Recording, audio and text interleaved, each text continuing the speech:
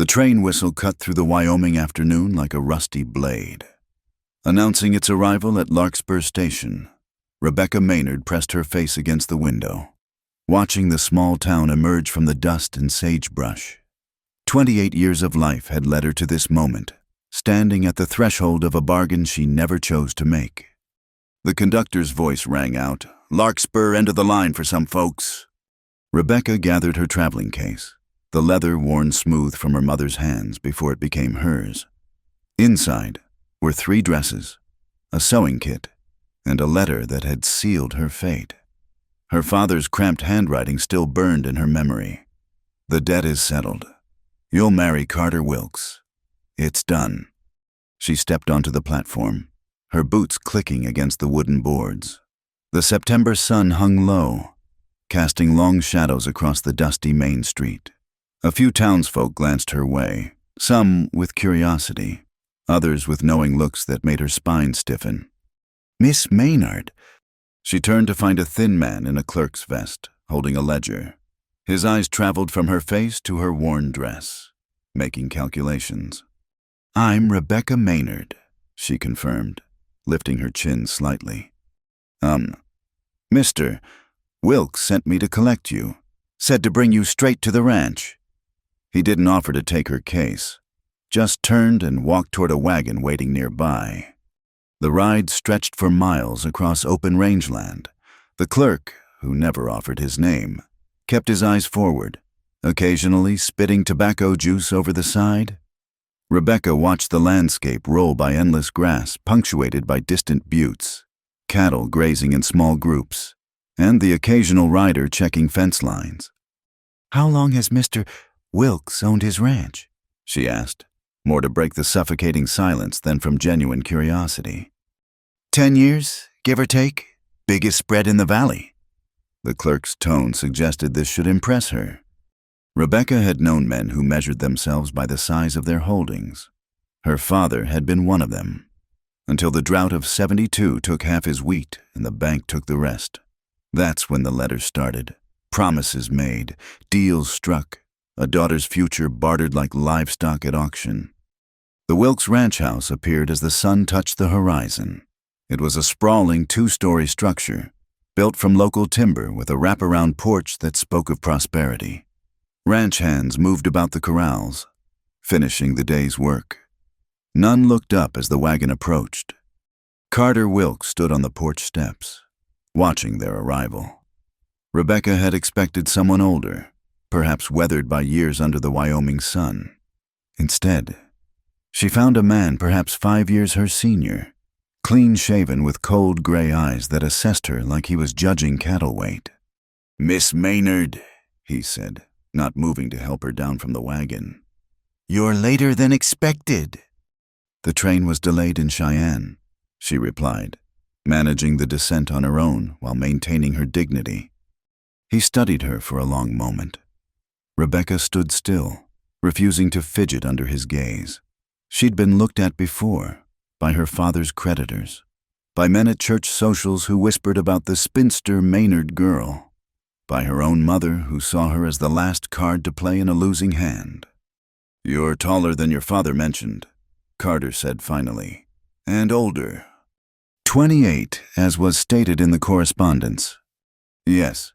He turned toward the house, then paused. "There's been a change of plans. The house isn't prepared for a woman's presence yet. You'll stay in the summer kitchen tonight. We'll discuss arrangements in the morning." Rebecca felt heat rise in her cheeks. The summer kitchen, a small outbuilding used during hot months to keep cooking heat away from the main house. Little better than servants' quarters. "I understood we were to be married immediately," she said, keeping her voice steady. Carter's jaw tightened. "I don't conduct business after dark. Tomorrow will suffice." He gestured to a ranch hand passing nearby. "Show Miss Maynard to the summer kitchen. See that she has water and a lamp." The ranch hand, barely out of boyhood, mumbled something and grabbed her case. Rebecca followed him around the side of the house to a small wooden structure with a tin roof. Inside was a stove, a narrow cot, and a washstand. Spider webs decorated the corners. "There's a well pump outside," the boy said, already backing toward the door. "Privy's behind the main house." Then she was alone. Rebecca sat on the cot, springs creaking under her weight. Through the single window, she could see lamplight glowing in the main house. The sound of male voices and laughter drifted across the yard. A celebration, perhaps, or just another evening in a world where she was merely a transaction completed. She unpacked slowly, hanging her dresses from nails in the wall. Her mother's wedding dress, carefully preserved, remained folded in the case. It seemed foolish now, bringing it. This wasn't a wedding. It was a business arrangement, and she was the commodity. Night fell completely. Rebecca found matches and lit the lamp, its weak light barely reaching the corners of the room. She hadn't eaten since morning, but pride kept her from venturing to the main house to ask for food. Instead, she pumped water from the well and drank deeply, the mineral taste sharp on her tongue. The temperature dropped as darkness deepened. September nights in Wyoming carried winter's warning, and the summer kitchen had no stove wood. Rebecca wrapped herself in her traveling shawl and lay on the cot fully dressed. Through the thin walls, she heard horses moving in the nearby corral, their occasional snorts and the creak of leather. A coyote called from the distant hills, answered by another. The sounds of the ranch settling for the night, a world continuing its rhythm, indifferent to her presence. She thought of her sisters, both married young to men chosen by their father. Sarah to a merchant who moved her to California, Mary to a banker who kept her in a fine house in Denver. Both dutiful daughters who'd accepted their fate without question. But Rebecca had waited, had hoped for something different. She'd learned her mother's trade, could sew anything from a christening gown to a rancher's duster. She'd thought it would be enough to make her own way. But drought and debt had other plans. Her father's final letter had been brief. "It's this or we lose everything. Even your sisters' homes are mortgaged. Do your duty." Duty, always duty. A soft knock interrupted her thoughts. She sat up, heart quickening. "Miss," a woman's voice, heavily accented, "I bring food." Rebecca opened the door to find a Mexican woman holding a covered plate and a jar of water. "Senor Wilkes, he don't know I come," the woman whispered, glancing toward the main house. "But it's not right, a lady with no supper." "Thank you," Rebecca managed, accepting the offerings. "I am Rosa. I cook clean." She paused, studying Rebecca's face in the lamplight. "You are not what he expected." So he made clear. Rosa's expression softened slightly. "Men like Senor Wilkes, they want—" She seemed to search for words. "They want small women, quiet women, women who don't look them in the eye." "And I'm none of those things." "No," Rosa almost smiled. "Is why I bring food. Women like us, we must help each other." She turned to go, then added, "The morning comes early on a ranch. Be ready." After Rosa left, Rebecca ate slowly. Beans, cornbread, a slice of salt pork. Simple food, but it eased the hollow ache in her stomach. She thought about Rosa's words. Women like us, as if they shared something beyond gender, perhaps the understanding of being unwanted, of existing in spaces where they didn't quite fit. Later, lying in the darkness, Rebecca listened to the ranch settling into deeper quiet. Somewhere, a door slammed. A dog barked once and was silent. In the main house, lamps were extinguished one by one until only darkness remained.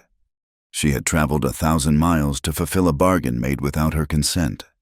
Tomorrow, she would stand before a man who already found her wanting and speak words that would bind her to him.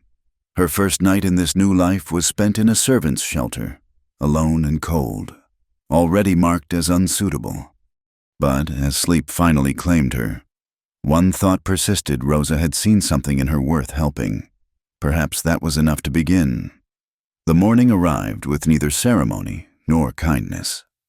Rebecca woke to the sound of roosters and the clatter of activity from the main house. Her dress was wrinkled, her hair undone.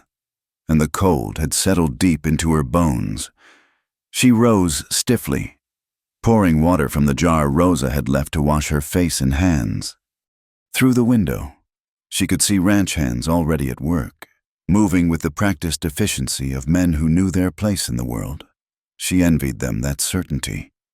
By the time she had made herself presentable, hairpinned, dress smoothed as best she could manage, the sun was fully up. She stepped outside, unsure whether to wait for summons or seek out Carter Wilkes herself. The decision was made for her. Carter appeared around the corner of the main house, dressed for a day's work in worn leather and denim. He stopped short seeing her, as if he'd forgotten her existence overnight. "Miss Maynard, you're awake." "It's past 7. Mr. Wilkes. I'm accustomed to early rising." He studied her again with those calculating eyes. "We'll speak in my office." She followed him to the main house, through a side door that led directly to a small room lined with ledgers and maps. He didn't offer her a seat. "There's been a change in circumstances," he began without preamble. "The arrangement your father and I discussed, it requires reconsideration." Rebecca felt something cold slide through her chest. "The debt has been paid." "The debt stands, but you're not—" He paused, seeming to choose words carefully. "You're not what was agreed upon. I am Rebecca Maynard, eldest daughter of Samuel Maynard. That was what was agreed upon. Your father led me to believe you were younger. More." His gesture encompassed something Rebecca couldn't define. More suitable for ranch life. "I can learn whatever needs learning." Carter's laugh was short and humorless. "Can you look at yourself? You're nearly 6 feet tall, built like a farmhand. Not a wife. You're past the age of bearing many children. What use are you to me?" The words struck like physical blows, but Rebecca had heard worse. From her own father, when each year passed without a suitor. From her mother, who'd stopped making hopeful comments about grandchildren long ago. "The arrangement was for marriage in exchange for debt forgiveness," she said steadily. "Nothing in the correspondence specified my appearance or my age, beyond stating I was of marriageable years." Correspondence. Carter moved behind his desk, fingers drumming on the wood. "Your father was clever with his words, but I'm not a man who accepts damaged goods." Damaged goods? As if she were a cracked barrel or a lame horse. "Then release me from the obligation." Rebecca said, "Return me to the station, and we'll both be free of this mistake. And have your father's debt reinstated. Have him spread word that Carter Wilkes doesn't honor his agreements." His face darkened. "No, you'll stay, but not in my house." Rebecca waited, knowing more was coming. "There's a line shack on the northern boundary. It's used during calving season. Empty now. You can stay there. As your wife, as nothing. You'll stay until I decide what's to be done with you. Maybe someone else in the territory needs a wife badly enough to take you off my hands. Maybe your father can find another solution. Until then, you're not my problem." The dismissal was clear. Rebecca turned to leave, then paused. "My belongings. Still in the summer kitchen. I assume, take what you need. The hand will show you to the line shack." He was already turning back to his ledgers. "And Miss Maynard, don't show yourself around the ranch. I don't need the men distracted by questions." Outside the office, Rebecca stood very still, letting the weight of humiliation settle. She'd been rejected before by potential suitors who found her too tall, too plain, too outspoken, but never with such casual cruelty. The same young ranch hand from yesterday waited by the summer kitchen, looking uncomfortable. "Ma'am, Mr. Wilkes says I'm to take you north." "Give me a moment," Rebecca said, entering the small building to gather her things. As she packed, Rosa appeared in the doorway. "I heard," she said simply. "I suppose everyone has by now." "Senor Wilkes. He likes to make noise, but the line shack—" Rosa shook her head. "Is no place for a lady. Gets cold at night. Coyotes come close. Sometimes bears." Nevertheless, it seems to be my place. Rebecca closed her case with finality. Rosa pressed a bundle into her hands. Bread, dried meat, a small jar of preserves. You know how to build a fire? Yes. Good. There is wood there, but not much. And Rebecca, Rosa used her given name for the first time. In town, there is Mrs. Fergus. She is widow, takes in sewing sometimes, if you need. She didn't finish, but Rebecca understood. An escape route, however narrow. The ride to the line shack took over an hour. The ranch hand, who finally introduced himself as Tom, drove the wagon in silence across increasingly rough terrain. The mountains loomed closer here, their peaks already showing the first dust of snow.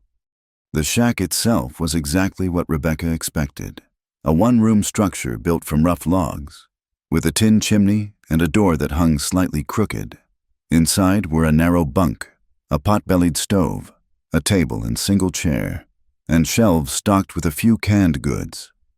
There's a creek about 50 yards east, Tom said, clearly eager to leave.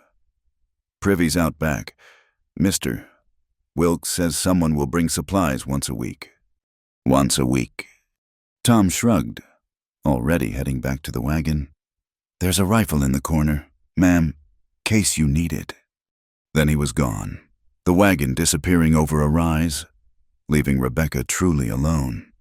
She stood in the doorway of the shack, surveying her exile.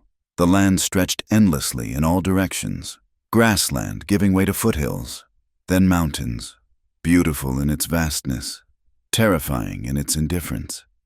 The day was spent making the shack habitable. She swept out mouse droppings and spider webs, hauled water from the creek, gathered kindling for the stove. The rifle, she discovered, was an old Henry repeater with a handful of cartridges. She'd shot her father's gun before, hunting rabbits during lean years. At least she wouldn't starve immediately. By evening, she had a fire going and had eaten the last of Rosa's provisions. The shack was warming, though she could feel cold air seeping through gaps in the logs. She tried not to think about winter, still months away. Surely something would be resolved before then. Night fell like a curtain dropped. Without lamp oil, the fire provided the only light. Rebecca sat close to the stove, feeding it small pieces of wood, making it last. Outside, the darkness was complete. No ranch lights, no sign of human presence except her own. That's when she heard the horses. At first, she thought it might be Tom returning or someone from the ranch checking on her. But the hoofbeats were wrong. Too slow, too careful. Someone approaching who didn't want to be heard. Rebecca reached for the rifle, checking that it was loaded. Her hands were steady, though her heart raced. She moved away from the fire's light, positioning herself in the shadows. A knock came, 3 measured raps. "Miss you in there?" A man's voice, unfamiliar. "State your business." Rebecca called out, rifle raised. "No need for alarm. Miss, name's Wyatt Callan. I manage the Circle J spread, north of here. Saw the smoke from your chimney. This shack's been empty for months. I'm here on Mr. Wilkes' authority." A pause. "That's so. Well, I've got no quarrel with Carter Wilkes. Just wanted to make sure you weren't a squatter or rustler. Gets lonely up here. Folks sometimes take liberties." Rebecca stayed in the shadows. "I'm neither squatter nor rustler." "All right then. You got what you need, food, firewood." "I'm managing." Another pause. Longer this time. "Ma'am, I don't mean to pry, but it's coming on cold tonight. Going to rain, maybe sleet. That roof leaks something terrible in the northwest corner. Might want to move your bedding." "Thank you for the warning." She heard him shift, boots scraping on the packed earth outside. "I'll be heading back then. Circle J is about 3 miles northwest. You see smoke from the main house most days. If you need anything." "I won't." "No, I expect you won't." There was something in his voice, not mockery, but understanding. "Good night then, miss." She listened to him mount and ride away, hoofbeats fading into darkness. Only then did she lower the rifle, hands beginning to shake. True to his word, the rain started an hour later, and true to his warning, the roof leaked in the northwest corner, a steady drip that pooled on the floor. Rebecca moved the bunk, dragging it closer to the stove. She lay listening to the rain, thinking about the stranger's voice.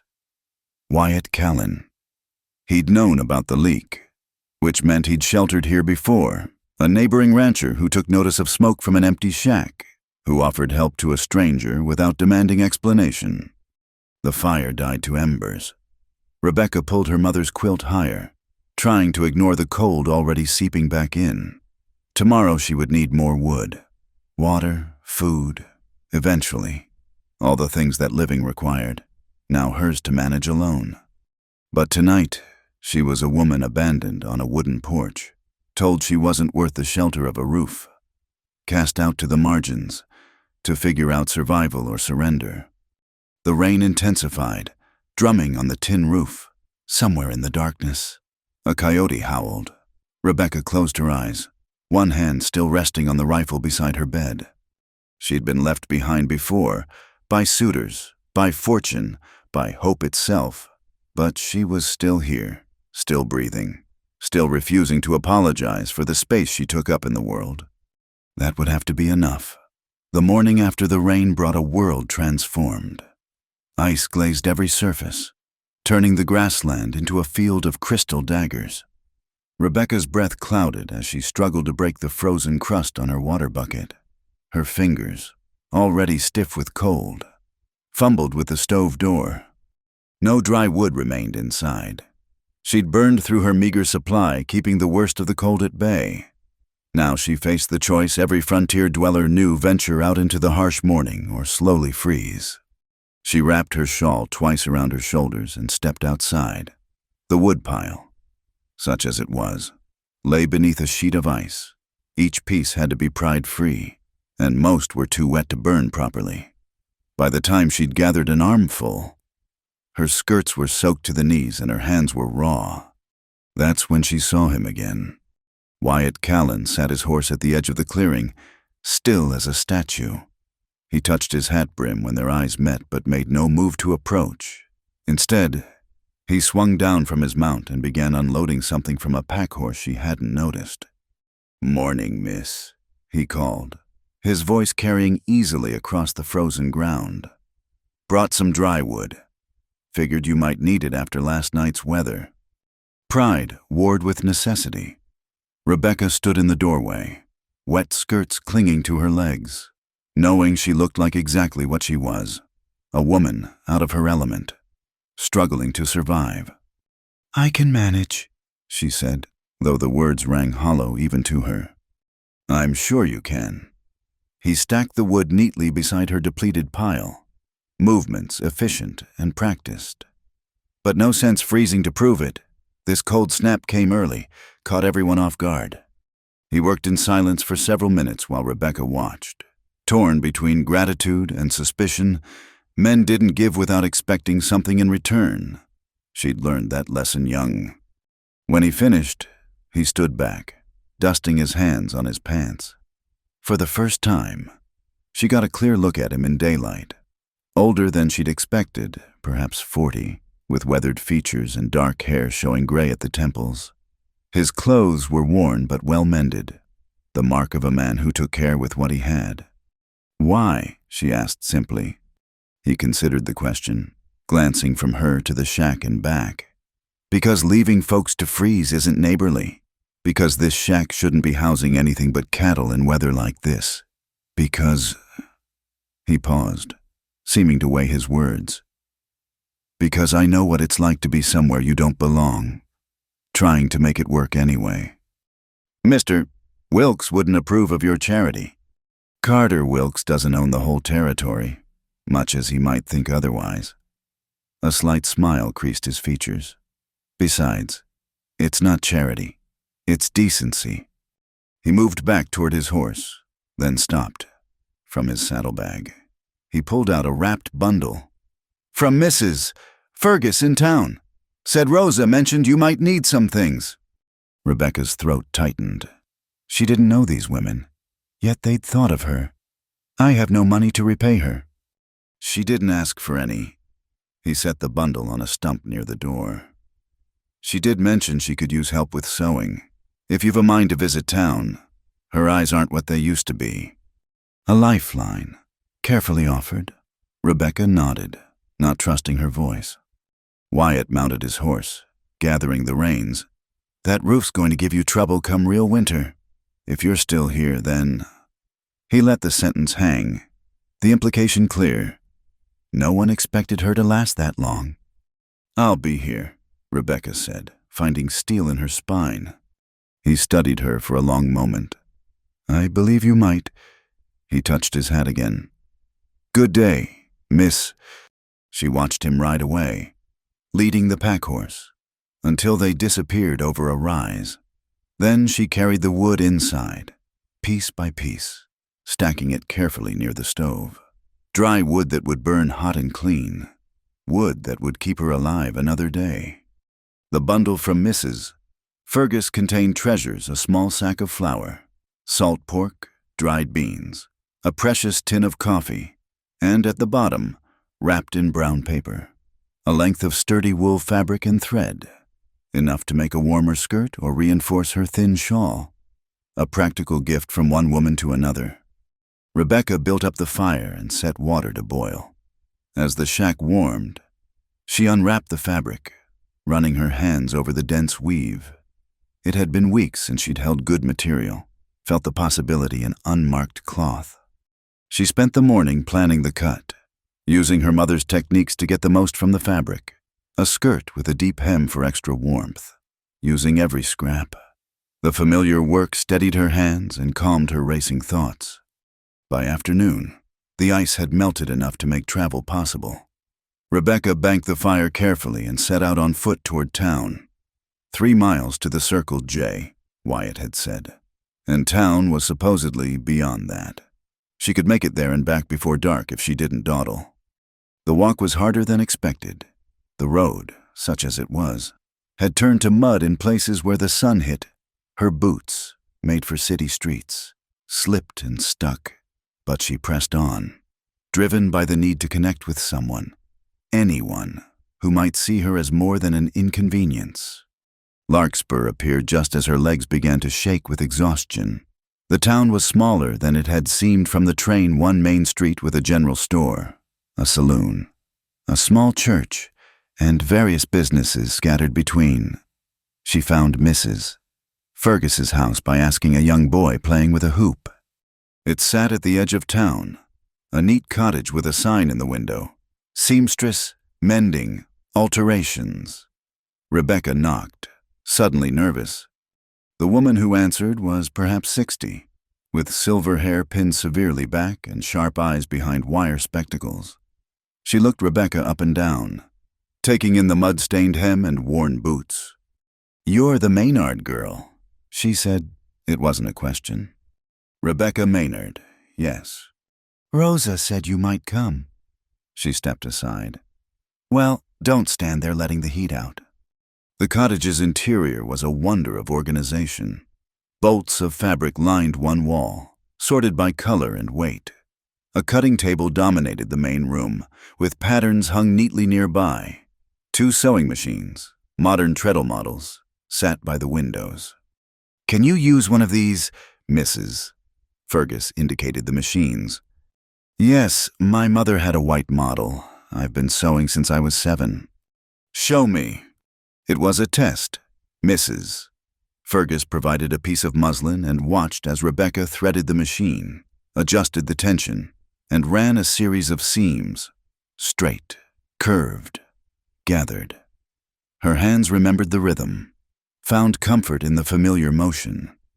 "You'll do," Mrs. Fergus said when Rebecca finished. "I've got more work than I can handle. My hands shake now, age and too many years squinting at fine work. Could use someone with steady fingers." "I'm grateful for the opportunity." "Don't be grateful yet. The pay's not much, $1 for a day's work, when there's work to be had. But I can teach you what I know about frontier sewing. It's different from city work. Stronger seams, practical cuts, clothes that last through real labor. They discussed arrangements. Rebecca would walk to town 3 days a week, weather permitting. Mrs. Fergus had a small room behind the shop where she could rest if needed, and there was always soup on the stove. "Where are you staying, Mrs.?" Fergus asked as Rebecca prepared to leave. "The old line shack, north of the Wilkes Ranch." The older woman's expression tightened. "That's no fit place. Gets bitter cold come December." "It's what I have." "Mrs." Fergus moved to a chest in the corner, pulling out a thick blanket. "Take this wool from my own sheep. Years back when my husband was alive, it'll turn the worst wind." Rebecca's eyes burned. "I can't." "You can and will. Consider it an advance on your wages if pride demands it." Her tone softened slightly. "Girl, I've been where you are. Maybe not exactly, but close enough. Taking help when it's offered isn't weakness. It's sense." Rebecca accepted the blanket, holding it against her chest. "Thank you." "Thanks are for strangers. We're to be working together, so we're neither strangers nor friends yet. We're practical women making our way." She opened the door. "Tuesday morning. If the weather holds, be here by 8. The walk back to the shack felt shorter. Despite the growing darkness, Rebecca's mind was full of plans. The work she'd do, the money she'd save, the possibilities opening before her. Not the life she'd imagined, but a life nonetheless. She was a mile from the shack when she saw the smoke. Not from her chimney. She'd banked the fire carefully. This was a thick column rising against the twilight sky. She quickened her pace, heart hammering. The smoke came from a campfire built in the clearing near her door. A man sat beside it, feeding strips of something into a pan. The smell of cooking meat reached her, and her stomach clenched with hunger. As she approached, he looked up, firelight illuminating familiar features. Wyatt Callan, as calm as if he belonged there. "Evening," he said. "Hope you don't mind. Wanted to make sure the wood was burning right, and figured you might be hungry after the walk to town." Rebecca stood at the edge of the firelight, clutching Mrs. Fergus's blanket. "How did you know I went to town?" "Saw your tracks heading that direction this afternoon. Also saw them coming back just now." He gestured to the pan. "It's just venison and wild onions, but it's hot." She should send him away. A single woman couldn't entertain a man, even outdoors, even with innocent intentions. But the smell of food and the warmth of the fire drew her closer. "I don't need looking after," she said, settling on a log he'd pulled near the fire. "Never said you did." He handed her a plate, the tin warm against her cold hands. "But everyone needs to eat." They sat in companionable silence while she devoured the meal. The meat was tender, seasoned with herbs she couldn't identify, better than anything she'd eaten in weeks. When she finished, he took the plate without comment, cleaning it with the sand from a pouch at his belt. "You always carry cooking supplies?" she asked. "When I'm checking fence lines, yes, never know when you'll be caught out." He added another piece of wood to the fire. "How'd it go with Mrs. Fergus?" "She's agreed to hire me, 3 days a week." "Good. She's fair, if particular. Lost her husband in a Cheyenne raid. 15 years back. Been on her own since, making her way with needle and thread." "Like I'm trying to do." He glanced at her, something unreadable in his expression. "You're not planning to winter in that shack?" It wasn't a question, but she answered anyway. "I have nowhere else." "Town has boarding houses, which require money I don't have yet. Your family sold me to clear a debt." The words came out harder than intended. "So no, not my family." Wyatt was quiet for a long moment, staring into the fire. "I wintered in a line shack once, first year after I came west. Thought I was tough enough." He pulled up his sleeve, revealing a scar that ran from wrist to elbow. Frostbite turned to infection, nearly lost the arm. "I'll be careful." "Careful doesn't stop the cold." He stood, brushing off his pants. "But you'll do what you think best. Stubborn women usually do. Rebecca bristled. I prefer determined. Call it what you like. He kicked dirt over the fire, reducing it to embers. I'll be checking this section again in a few days. Try not to freeze before then. He moved toward his horse, then paused. That fabric misses. Fergus gave you. It'll make good window coverings, stop the worst drafts, and stuff grass between the logs where you can. It's not pretty, but it helps. Then he was gone, leaving only the dying fire and the lingering smell of wood smoke. Rebecca sat until the last ember faded, then carried the blanket inside. She lit her own fire, smaller but sufficient. By its light, she examined the shack's walls, finding gaps where wind whistled through. Tomorrow she'd gather grass as he'd suggested. She'd cut coverings for the windows. She'd do whatever it took to survive. Because Wyatt Callan was wrong about one thing. She wasn't planning to winter in the shack. She was planning to make it through winter, through spring, through whatever came next. One day, one small kindness, one act of determination at a time. The rhythm of work became Rebecca's salvation. 3 days a week. She rose before dawn to walk the muddy road to town, arriving at Mrs. Fergus's shop as the first light touched the windows. Her fingers, always clever with thread, learned the particular demands of frontier clothing. Double reinforced seams for men who worked cattle, hidden pockets in women's skirts for carrying necessities, patches that would hold through seasons of hardware. You've got your mother's hands. Mrs. Fergus observed one morning, watching Rebecca work a particularly delicate repair on a wedding dress. But you've learned something she didn't. What's that? How to make beauty last through hardship. The older woman adjusted her spectacles. City sewing is all about appearance. Out here, it's about survival. You're learning to do both. The work brought its own rewards. Ranch wives began requesting Rebecca specifically, appreciating her ability to let out seams for growing children or take in dresses for women worn thin by frontier life. She learned their names, their stories, the small dramas that made up life in Larkspur. On the days she wasn't in town, Rebecca worked to make the line shack livable. She chinked gaps with mud and grass as Wyatt had suggested, hung the wool fabric over the windows, and slowly accumulated small comforts. A better lamp bought with her first wages, an iron pot traded for mending work, a small mirror that made the space feel less like a cell. Tom, the young ranch hand, appeared weekly with basic supplies from Carter Wilkes flour, salt pork, occasionally coffee. He never stayed long, clearly uncomfortable with the arrangement. But sometimes he brought extras tucked beneath the official provisions, a handful of eggs, fresh venison. Once, a small bag of sugar with a note from Rosa. For your coffee. It was on such a day, nearly a month after her exile began, that Rebecca heard horses approaching, not one or two, but several, and voices raised in conversation. She stepped outside to find a group of men dismounting near her door. Carter Wilkes led them, his face dark with annoyance. Behind him were 3 strangers in city clothes, looking out of place on their rented horses.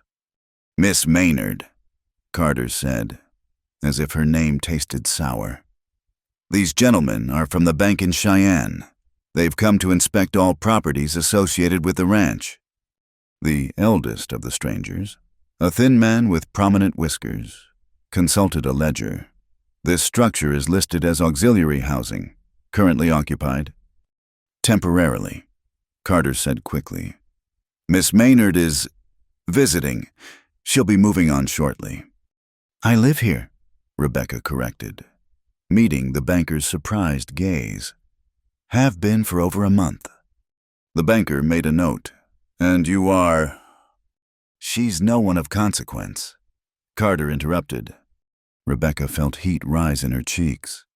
I'm Rebecca Maynard. My father's debt to Mr. Wilkes was settled through an arrangement that brought me here. Arrangement? The banker's interest sharpened. What sort of arrangement? Carter's jaw tightened.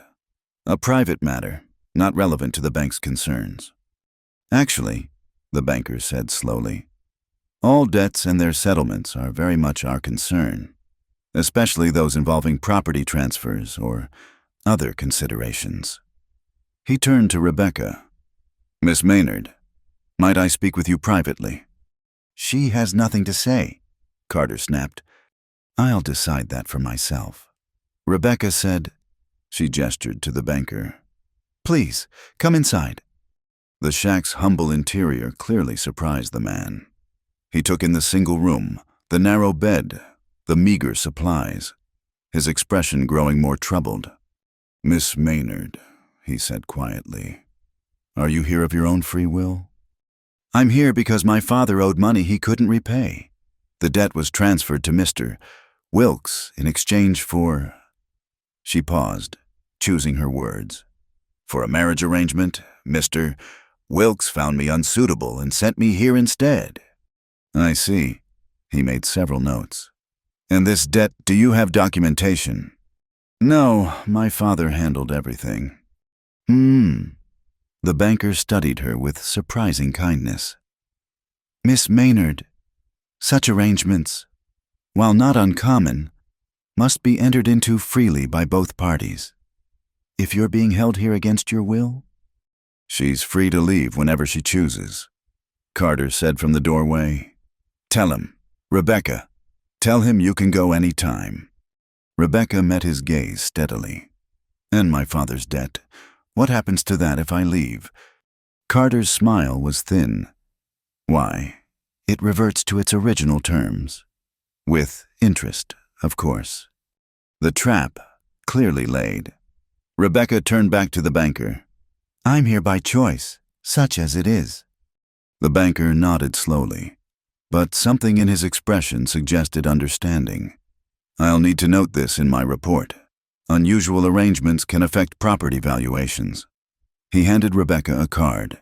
If circumstances change, our bank has contacts with various charitable organizations in Cheyenne for women in difficult situations. After they left, Rebecca sat on her doorstep, turning the card over in her fingers. Another lifeline, carefully offered. She was collecting them like a squirrel hoarding nuts. Mrs. Fergus's employment, the banker's card, even Wyatt's periodic checks on her welfare, small securities against an uncertain future. She was lost in thought when she noticed a rider approaching. Wyatt, leading a pack horse as usual. But this time, the pack carried something unusual, what looked like window glass carefully wrapped in blankets. Afternoon, he said, dismounting with his usual economy of motion. Heard you had visitors. News travels fast. Carter Wilkes throwing his weight around tends to get noticed.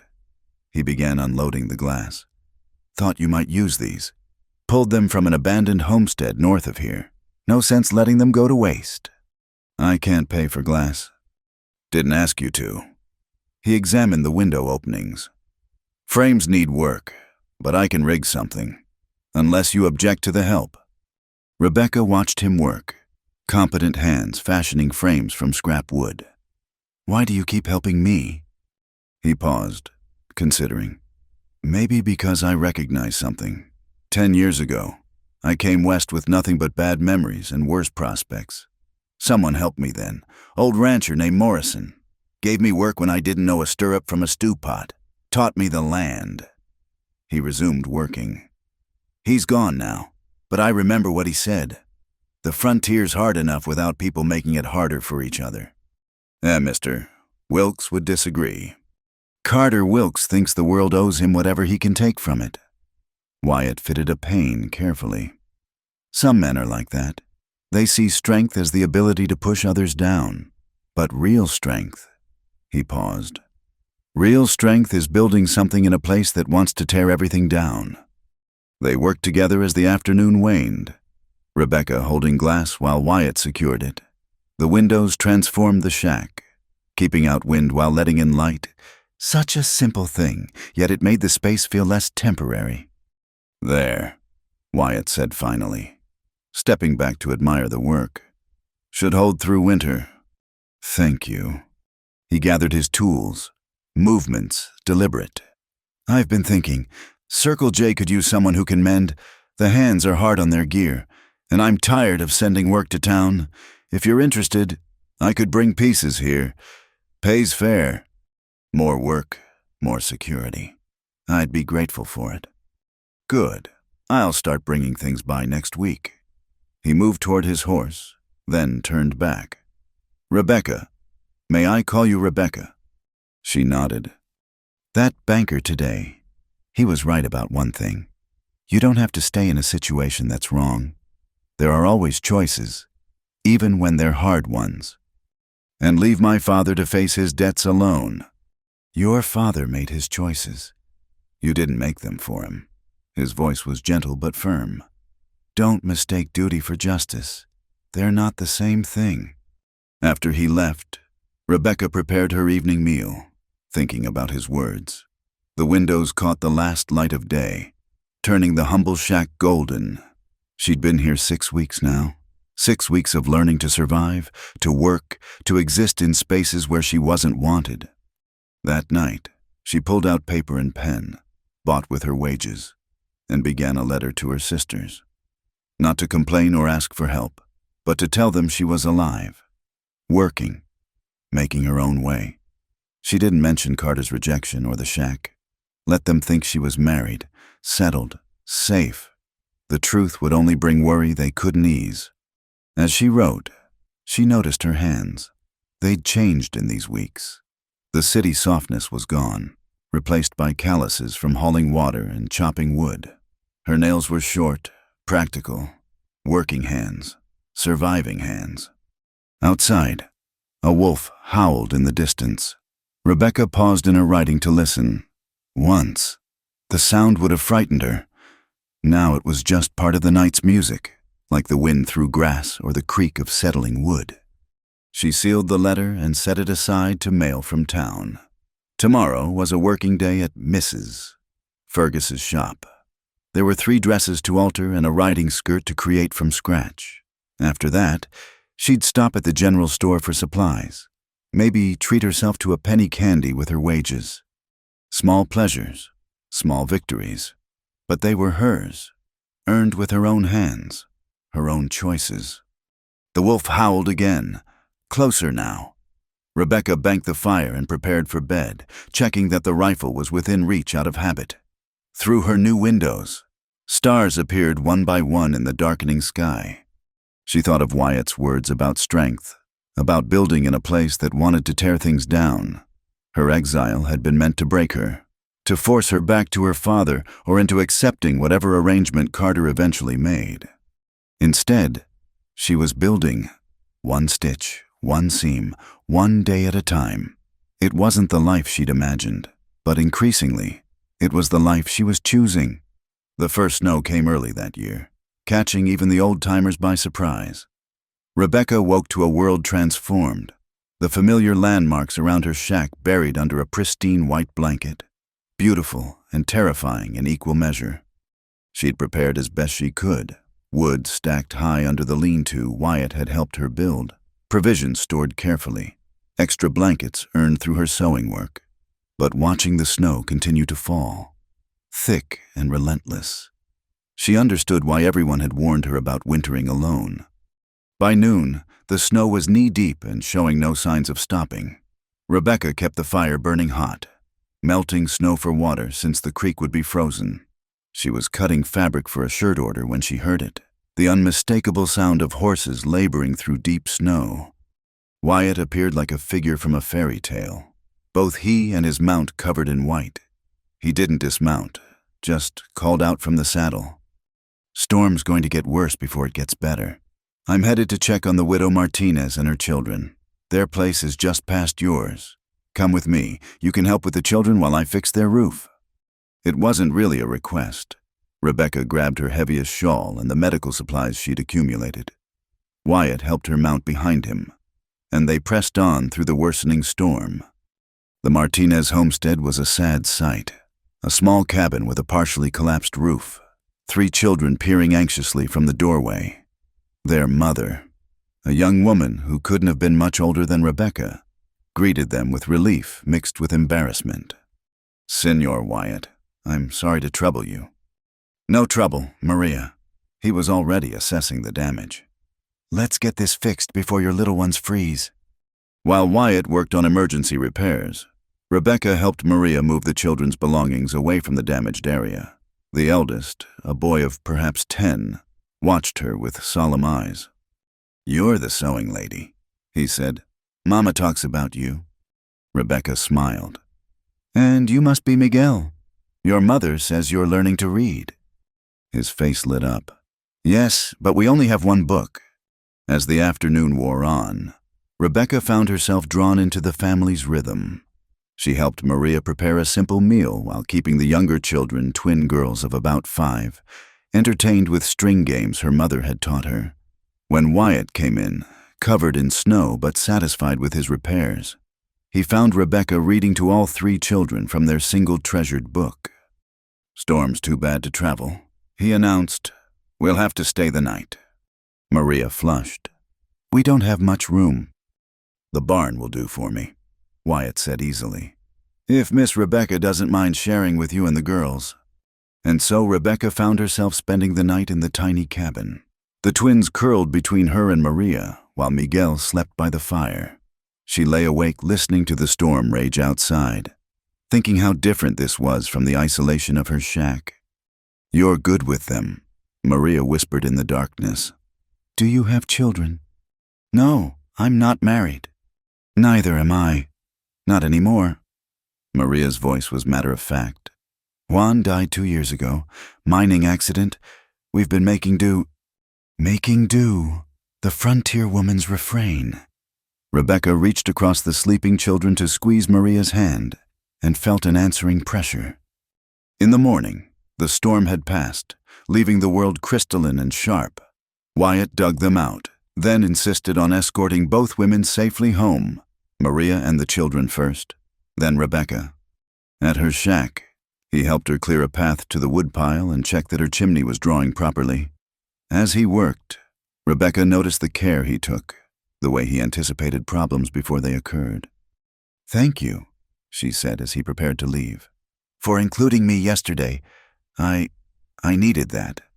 He paused in checking his saddle. "Maria needed help. Figured you might need company.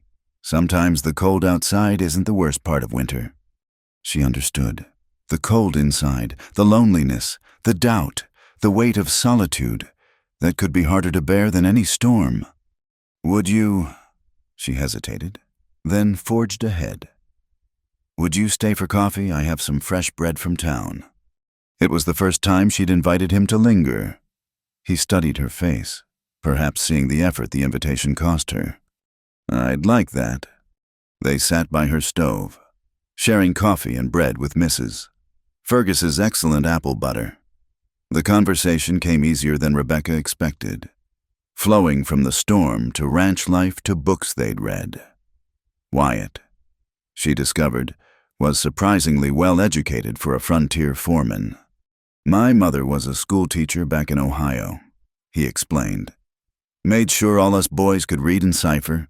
Said education was the only thing that couldn't be taken away." "My mother believed the same about skills," Rebecca said.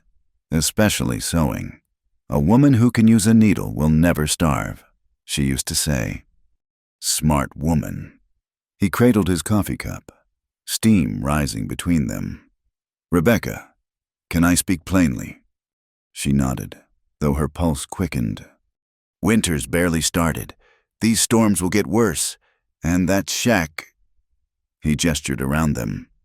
"It's not meant for months of this, Mrs. Fergus has that room behind her shop. She'd rent it reasonable." "I can't afford town prices yet, and I won't take charity." "It's not charity. It's sense." His voice remained calm, but she heard the concern beneath. "Pride's a fine thing, but it makes a cold bedfellow." "Is that what you think this is pride?" He set down his cup carefully. "I think you're trying to prove something. Maybe to Carter Wilkes, maybe to yourself. But you don't have to prove anything to anyone. You're already stronger than most people I've met, man or woman." The compliment caught her off guard. She looked away, blinking against sudden moisture in her eyes. "I can't leave. Not yet. This place—" It's mine. The first thing that's ever been just mine. Even if it kills you, it won't. She met his gaze. I'm tougher than I look. I know you are. He stood, reaching for his hat. That's what worries me. After he left, Rebecca sat in the quiet of her shack, surrounded by the improvements they'd made together.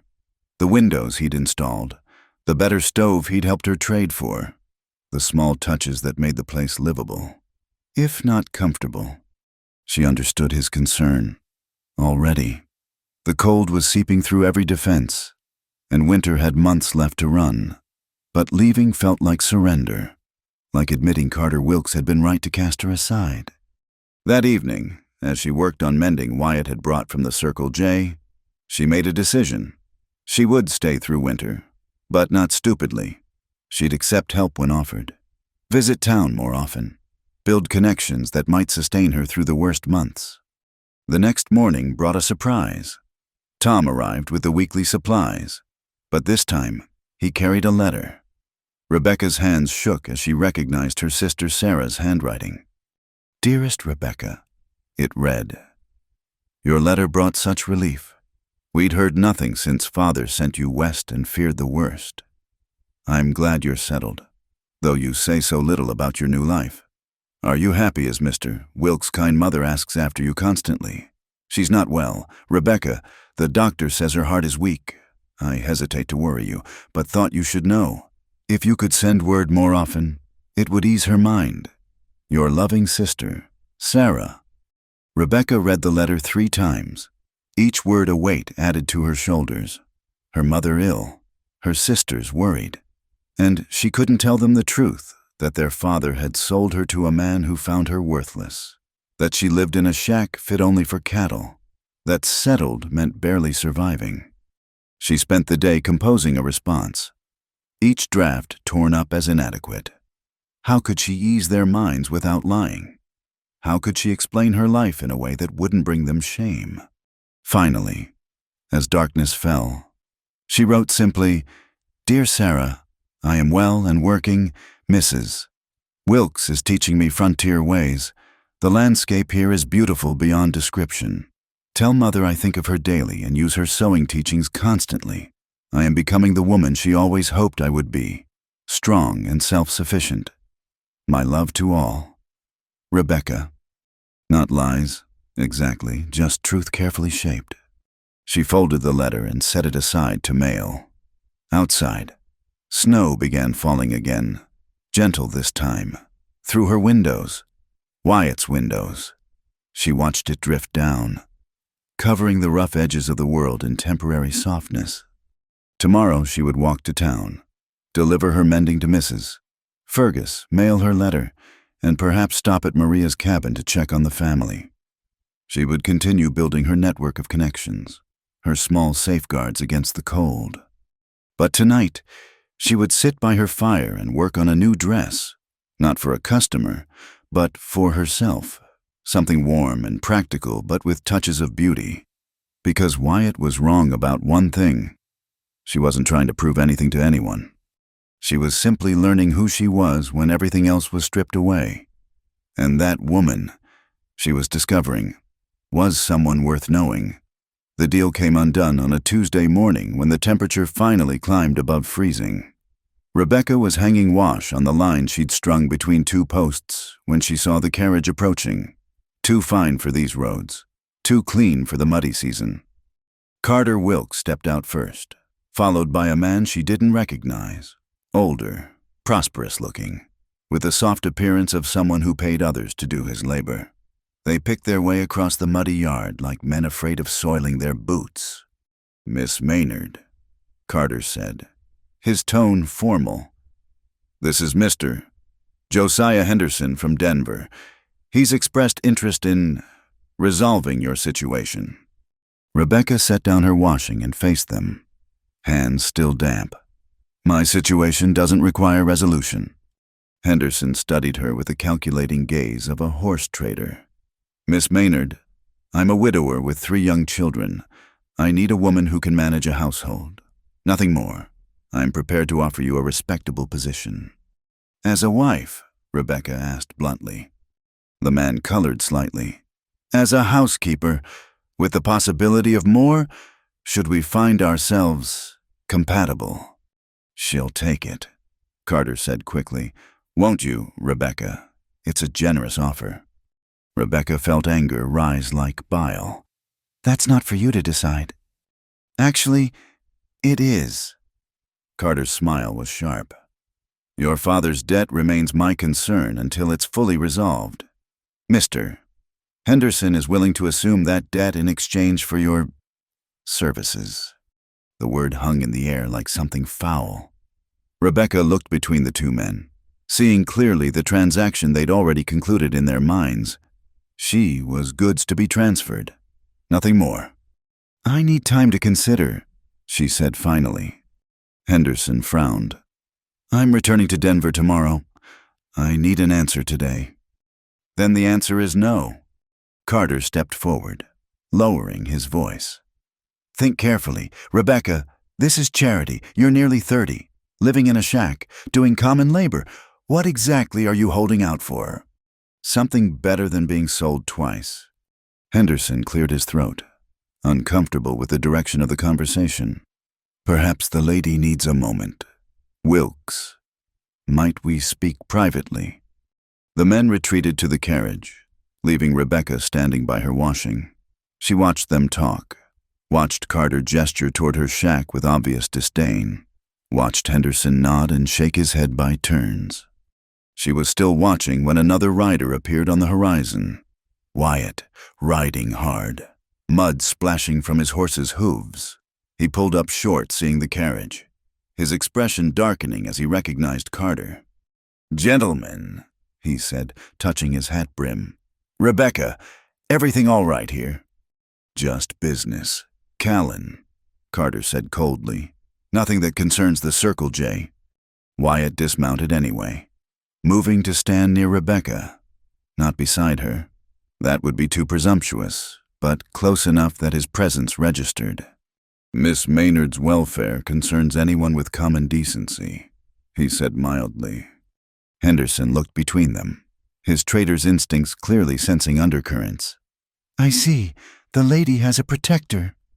The lady has friends, Rebecca corrected, and the ability to make her own choices. Indeed. Henderson returned to his carriage. Wilkes, I think we're done here.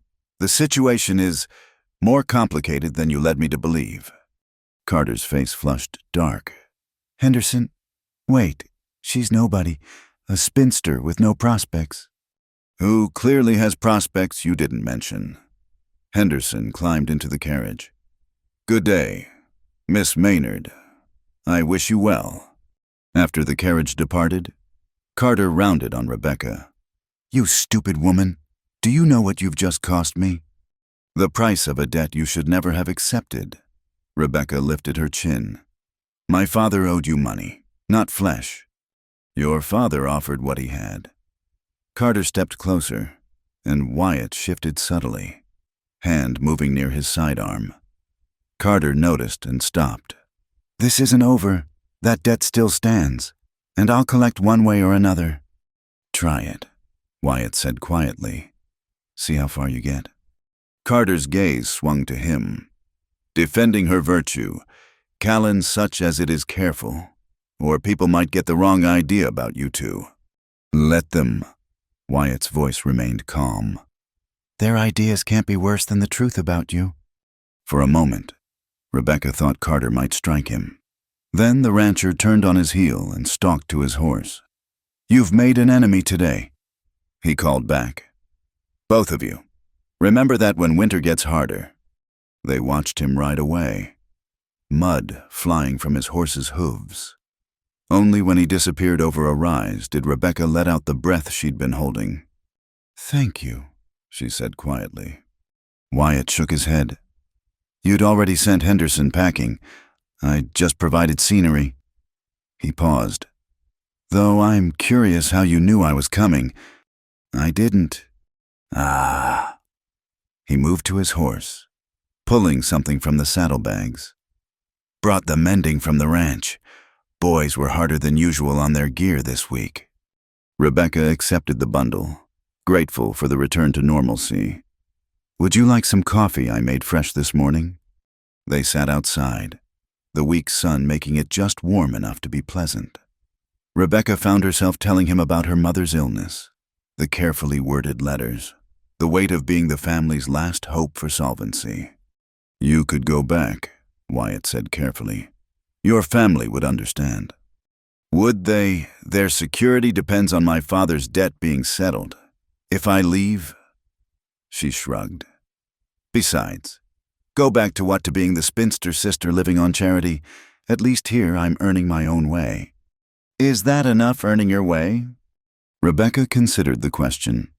"For now, yes, it's more than I had before." Wyatt set down his cup, seeming to wrestle with something. "Rebecca, I need to tell you something about why I keep coming around." Her heart began to pound, but she kept her voice steady. "You don't owe me explanations." "Maybe not, but I want you to understand." He looked out across the landscape. "I told you I lost someone to fever. What I didn't say was that I blamed myself. Emma was delicate, city-bred like you. I brought her out here thinking love would be enough to sustain her. It wasn't." Rebecca waited, sensing more. "When I saw you that first night, burning wet wood in a shack not fit for animals, I thought..." He shook his head. "I thought I was watching it happen again. Another woman dying for a man's stubborn pride.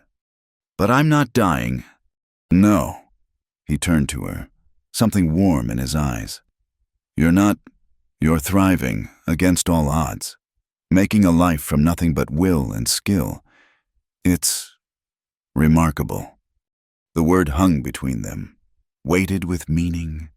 Rebecca felt heat rise in her cheeks and looked away. "I should check on Maria," she said, standing abruptly. "The children were sick last week." Wyatt stood too. "I'll ride with you. Been meaning to see if she needs anything." They made the short journey in comfortable silence. At the Martinez cabin, they found Maria outside, watching the children play in the mud. Her face lit up seeing them. "Rebecca, Senor Wyatt, come. Come. I just made fresh tortillas." Inside the small cabin, Rebecca helped Maria while Wyatt repaired a broken chair. The children chattered happily, showing off drawings they'd made with charcoal on precious paper Rebecca had brought them. "You two are good together," Maria said quietly, watching Wyatt patiently explain something to Miguel. Rebecca shook her head. It's not like that." "No, then what is it like?" Rebecca didn't have an answer. What were they, not courting? That required permission and propriety neither could claim. Not lovers, though sometimes the way he looked at her made her breath catch. Friends seemed too small a word for the connection growing between them. "It's complicated," she said finally. Maria smiled. The best things usually are. On the ride back to Rebecca's shack, Wyatt was unusually quiet. As they reached her door, he finally spoke. "Carter won't let this go. He'll make trouble for you. Maybe for Mrs. Fergus, too, if you keep working there." "Then I'll handle it when it comes." "You shouldn't have to handle it alone." He dismounted, helping her down. His hands lingered on her waist a moment longer than necessary. "Rebecca, Don't!" She stepped back, though it cost her. "Whatever you're about to say, don't. Not now. Not when Carter's threats are still echoing." Understanding dawned in his eyes. "You think I'm offering protection?" "Aren't you?" "No." His voice was firm. "What I'm offering has nothing to do with Carter Wilkes or anyone else. But you're right. This isn't the time." He swung back into the saddle. "When you're ready to hear what I have to say, let me know. I'm a patient man." After he left, Rebecca stood in her doorway watching the sun sink toward the mountains. The confrontation with Carter had shaken her more than she wanted to admit. Not from fear, she'd faced down worse men than him, but because it forced her to acknowledge how precarious her position remained. She was building a life, yes, but on what foundation? A shack that wasn't truly hers, work that could disappear if Carter applied pressure. relationships that existed in careful balance with propriety. And yet, Maria's words echoed, the best things usually are complicated. Inside, she lit her lamp and pulled out the bundle of mending Wyatt had brought. Work would steady her hands and calm her mind. Tomorrow she would go to town, continue her work with Mrs. Fergus, continue proving that she was more than a debt to be traded. But tonight, she would sit by her fire and think about the warmth in Wyatt's eyes when he called her remarkable, about the way he stood beside her without overwhelming her, about possibilities that had nothing to do with obligation or protection. The best things usually are complicated. Perhaps it was time to stop looking for simple. The town's winter festival arrived with December, bringing a rare excuse for celebration to Larkspur. Rebecca heard about it from Mrs. Fergus as they worked on final alterations for party dresses. "It's the one time all year everyone comes together," the older woman explained, pins held between her lips. "Ranchers, townfolk, even the miners from up mountain. There's dancing, food, and for one night, people forget their feuds." Rebecca concentrated on her seam. "I hadn't planned to attend." "Nonsense. You've been hiding in that shack for 3 months? Time you showed this town who Rebecca Maynard really is." Mrs. Fergus gave her a sharp look. "Besides, I need help managing the refreshment table. Consider it part of your employment." The matter was settled, but it left Rebecca with a problem. Her dresses were all practical wool, suitable for work, but hardly festive. She'd been saving every penny, sending what she could to her family, keeping only enough for basics. That evening, as she walked home through light snow, she found a package on her doorstep. No note, just brown paper tied with string. Inside was fabric, beautiful deep blue wool, soft as butter, enough for a full dress. At the bottom, wrapped separately, were buttons that looked like silver stars.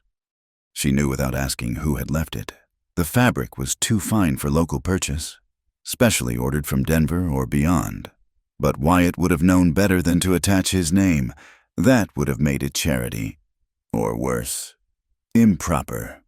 Rebecca held the fabric to the lamplight, watching the color shift from midnight to sapphire. She'd make her own dress, with her own hands, and walk into that festival hall with her head high. The work consumed her evenings for 2 weeks. She created a design that was elegant but not ostentatious, fitted but modest, with small touches that showed her skill. Tiny pleats at the shoulders, covered buttons marching down the back, a hem weighted perfectly to move like water. The night of the festival, Rebecca stood before her small mirror, barely recognizing herself. The dress transformed her height from awkward to statuesque. Her hair, usually pinned severely back, was arranged in a softer style Maria had taught her. She looked like what she was, a woman who had found her own worth. The walk to town seemed shorter than usual, perhaps because her mind was elsewhere. As she approached the hall, she could hear fiddle music and laughter spilling onto the street. Lanterns hung from every post, turning the snow golden. Inside, the transformation was magical. The usually plain meeting hall bloomed with pine garlands and ribbon. Tables groaned under the weight of food contributions from every household. The dance floor was already crowded with couples spinning to the lively music. Rebecca found Mrs. Fergus at the refreshment table and took up her assigned duties, ladling punch and arranging cookies. But she felt the eyes on her, heard the whispers start. "Is that the Maynard woman? And living out at the old line shack?" And heard Carter Wilkes cast her off. She kept her spine straight, her smile pleasant, and served punch as if she belonged there. Which, she realized with surprise, she did. These were her customers, women whose clothes she mended, children she'd taught string games, men whose torn coats she'd reinforced. Rebecca Maria appeared, radiant in a red dress Rebecca had helped alter. "You look beautiful, come. Dance with us." "I'm working." "She can spare you for one dance," a familiar voice said. Rebecca turned to find Wyatt standing behind her, dressed in his finest, which meant clean pants and a jacket that actually matched. He looked uncomfortable but determined. Misses. Fergus waved them away. Go on, I can manage punch service. Before Rebecca could protest further, Wyatt led her onto the floor just as the fiddle began a slower waltz. His hand settled at her waist, proper distance maintained, but she could feel the warmth through her dress. You're creating quite a stir, he murmured as they began to move. That wasn't my intention. I know. He guided her through a turn. That's what makes it effective. Half the men here are kicking themselves for not looking closer before. And the other half are watching Carter's face turn interesting colors. Indeed, across the room, Carter Wilkes stood with a group of ranchers, his expression dark as thunder. This will cause talk, Rebecca warned. Let it? Wyatt's hand tightened slightly at her waist. I'm tired of pretending I don't care what happens to you. The words sent warmth through her chest. Wyatt. I know. Not here. Not now. He smiled slightly. But dance with me anyway. Let them see that someone values what Carter threw away. They danced in silence after that. Rebecca aware of every point of contact, every shift of his body guiding hers. She'd danced before, at church socials back home, with boys who stepped on her feet and complained about her height. Wyatt made her feel graceful, precious, worth holding carefully. When the music ended, he bowed formally and returned her to the refreshment table, but his eyes promised more. Later, when they weren't surrounded by half the county, the evening progressed in a blur of activity. Rebecca served punch, danced with ranchers brave enough to ask, helped quiet a child who'd eaten too many sweets. She was kneeling beside the little boy, cleaning his face with her handkerchief, when she became aware of a presence behind her. How maternal, Carter Wilkes said, his voice carrying that edge of cruelty she remembered. Though I suppose you need practice, at your age.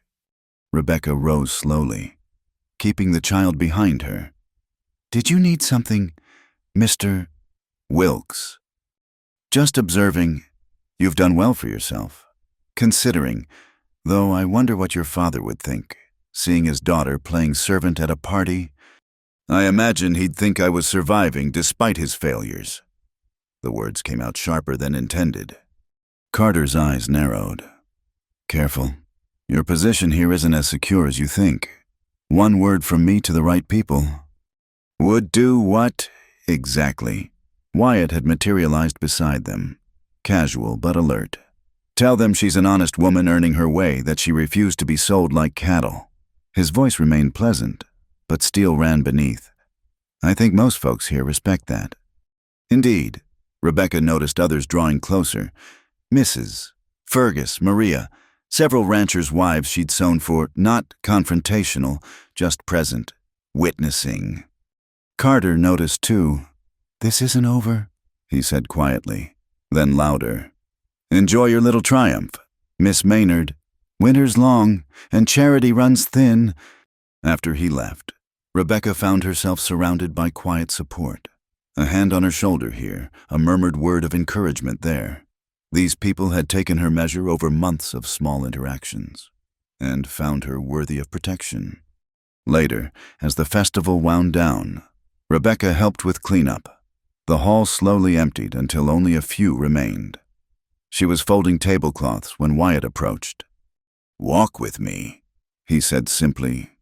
They stepped into the cold night, breath clouding between them. The streets were quiet, snow muffling their footsteps. Without discussion, they turned toward the church at the end of town, its steeple a black arrow against the stars. Thank you, Rebecca said, for the fabric. He smiled slightly. What fabric? The mysterious fabric that appeared on my doorstep. That happened to be exactly enough for a dress. Coincidences happen. He stopped walking, turning to face her. Rebecca, I need to say something, and I need you to hear it all before responding. She nodded, heart suddenly racing. I'm 41 years old. I've been alone for 15 years, and I was content with that. Then you arrived, and everything shifted. Not because you needed rescuing. God knows you've proven you don't, but because you face each day with a courage that humbles me. He paused, gathering words. I'm not offering protection or charity or convenience. I'm offering partnership, equal partnership. I have a small place of my own, away from the Circle J. It's not much, but it's mine, free and clear. We could build something there, together. Rebecca felt tears threatening. Wyatt, I'm still bound by my father's debt. I've already handled that. She stared. What? I bought the debt from Carter last week. Paid in full, plus interest. You're free.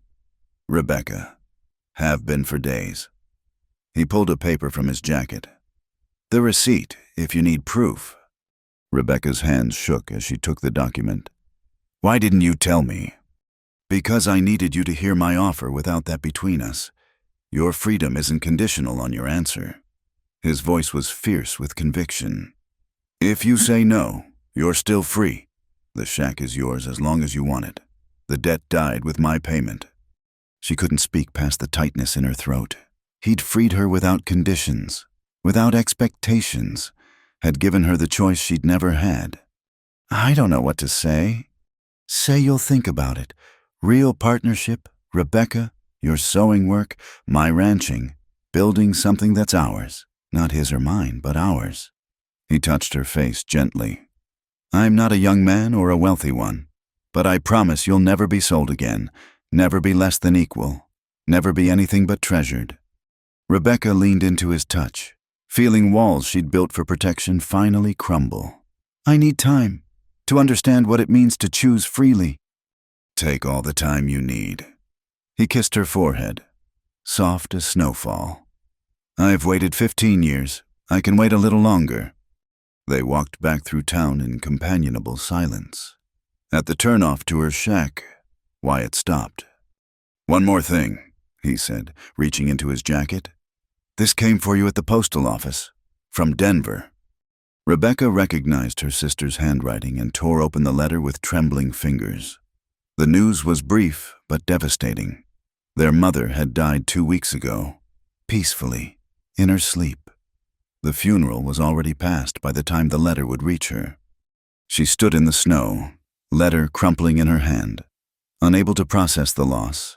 Her mother, who'd taught her to sew, who'd believed in women's strength even while bowing to society's demands, gone, while Rebecca was 1,000 miles away playing at independence. Rebecca, Wyatt's voice seemed to come from very far away. She's gone, she whispered. My mother, I wasn't there. I couldn't. Then she was crying, great gulping sobs that shook her whole body. Wyatt pulled her against his chest, holding her while she grieved in the falling snow. He didn't offer platitudes or promises, just solid warmth against the cold of loss. Later, he would walk her home, would bank her fire and make her tea and sit with her until the worst passed. But for now, they stood in the winter night while Rebecca mourned the woman who'd given her the skills to survive. Even this, the festival dress, so carefully made, grew damp with tears, but it held, seams strong and true, just as her mother had taught her. The fire started with a single spark from a chimney, caught by unseasonably dry wind and carried to the hay stored too close to the buildings. By the time the alarm bell rang across the Circle J ranch, flames were already licking at the main barn's walls. Rebecca heard the bell from her shack, the urgent clanging cutting through the afternoon quiet. She'd been to the Circle J only once before, delivering mending, but she knew that bell meant catastrophe. Without thinking, she grabbed her medical supplies and set out at a run. By the time she arrived, the scene was chaos. Men formed bucket brigades, women corralled frightened livestock, and above it all, the fire roared with terrifying hunger. The main barn was fully engulfed, and embers carried by the wind threatened the other structures. The horses! Someone screamed. There's still horses in the far barn! Rebecca saw Wyatt racing toward the threatened building, several hands behind him. They disappeared into the smoke, and her heart stopped. The seconds stretched like hours before men began emerging. leading panic-stricken horses to safety. But Wyatt wasn't among them. "Where is he?" She grabbed the nearest ranch hand. "Where's Wyatt?" "Went back," the man gasped, face blackened with soot. "Said there was one more." A section of roof collapsed, sending up a shower of sparks.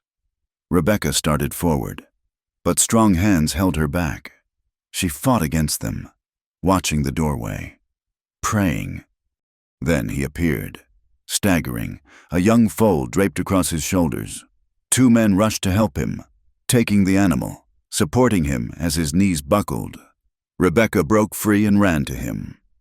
His shirt was charred, skin blistered along his arms and chest, but worse was his breathing. Harsh, labored gasps that spoke of smoke-filled lungs. "Get him to the house," the foreman ordered. "Someone ride for the doctor." In the ranch house kitchen, now converted to a makeshift hospital, Rebecca worked with grim efficiency. She'd helped her mother tend burns before, knew the critical first hours determined everything. Cool water to draw the heat, honey and lard for the worst blisters, willow bark tea for the pain. Wyatt drifted in and out of consciousness, occasionally trying to speak. Each time, Rebecca hushed him, focused on her work. Other injured men were brought in. Burns, smoke inhalation, one broken arm from a falling beam. She moved between them all, but always returned to Wyatt. The doctor arrived near midnight, exhausted from treating casualties at other fires sparked by embers. He examined Rebecca's work with surprised approval. "You've done well," he said quietly. "Probably saved his life. The burns will heal, but the smoke damage to his lungs." He shook his head. "Next few days will tell. He needs constant watching." "I'll stay," Rebecca said immediately. The doctor glanced at her, taking in her soot-stained dress and exhausted face. "You're not family." "I'm what he has," she replied firmly. No one questioned her after that. A cot was set up beside Wyatt's bed, and Rebecca settled in for the vigil. She dozed fitfully, waking each time his breathing changed, checking the bandages, spooning water between his cracked lips. On the second night, his fever spiked. Rebecca bathed his face with cool cloths, whispering prayers and promises in equal measure. She told him about her mother's funeral letter, about the dress she planned to make for spring, about anything that might anchor him to life. "Stay," she whispered, gripping his hand. "You promised to be patient. You can't break that promise now." Dawn came gray and cold. Wyatt's fever broke, his breathing eased. When he finally opened his eyes, focused and aware, Rebecca nearly sobbed with relief. "The foal," he rasped. "Safe. You saved her." She smoothed his hair back, no longer caring who saw. "You fool, you beautiful, reckless fool." He managed a weak smile. "Had to. She trusted me." Over the following days, as Wyatt slowly improved, Rebecca found herself absorbed into the rhythm of the Circle J. The ranch wives brought food and took turns sitting with other injured men. The hands stopped by to check on their foreman, hat in hand, offering awkward thanks to Rebecca for her care. It was Mrs. Palmer, the ranch owner's wife, who finally voiced what everyone was thinking. "You can't go back to that shack," she said bluntly. "Not after this. Wyatt needs proper care, and you need proper shelter. You'll stay here until things are settled." Rebecca understood the implication. Her presence here, unmarried, caring for Wyatt, stretched propriety to its limits, but no one seemed inclined to enforce those limits. Crisis had a way of clarifying what truly mattered. On the 5th day, Wyatt was well enough to sit up, though the bandages still covered much of his chest and arms. Rebecca was changing those bandages when he caught her hand. "We need to talk," he said. "You need to rest." "Rebecca," his voice was stronger now, determined. "I faced that fire thinking I might die with things unsaid. I won't make that mistake again." She stilled, meeting his eyes. "I know you're grieving your mother. I know you asked for time. but nearly losing everything has a way of clarifying priorities. He shifted, wincing. I love you, simply, completely, without conditions. I want to marry you, build a life with you, wake up every morning knowing you're there, not because you need protection or I need care, but because we choose each other. Rebecca's throat tightened. Wyatt! Let me finish. I know what people will say, that you're accepting out of gratitude or obligation, that I'm taking advantage. His jaw set stubbornly. Let them talk. We'll know the truth. She looked at this man who'd bought her freedom without telling her, who'd risked his life for a frightened foal, who saw her not as too tall or too old or too proud, but as exactly right. The truth, she said slowly, is that I started falling in love with you the night you taught me about the leaky roof, when you offered help without making me small for needing it. Hope bloomed in his eyes. Is that a yes? It's a yes. She leaned down, pressing her forehead to his. Yes to marriage. Yes to partnership. Yes to choosing each other. He pulled her down for a kiss, gentle despite his injuries. When they parted, both were smiling through tears. When? He asked. When you're healed. When you can stand beside me without pain. She touched his bandages lightly. I want our beginning to be one of strength, not suffering. News of their engagement spread through the ranch like wildfire. Some were scandalized. A proper courtship should take months, not develop during a medical crisis. Others were pragmatic at their ages. Why waste time? But most seemed genuinely pleased. The fire had shown everyone how quickly life could change, how precious connections were. Mrs. Fergus arrived the next day with a proposal. You'll need a wedding dress. I'll provide the fabric if you'll do the work. Call it a wedding gift from one seamstress to another. Maria came too, children in tow, offering to help with preparations. A spring wedding, she declared. When the wildflowers bloom, it's perfect. Even Rosa made the journey from the Wilkes Ranch, bringing spices and recipes. For your new home, she said simply. Every wife needs her own kitchen secrets. Only Carter Wilkes's response marred the joy. He sent a terse note.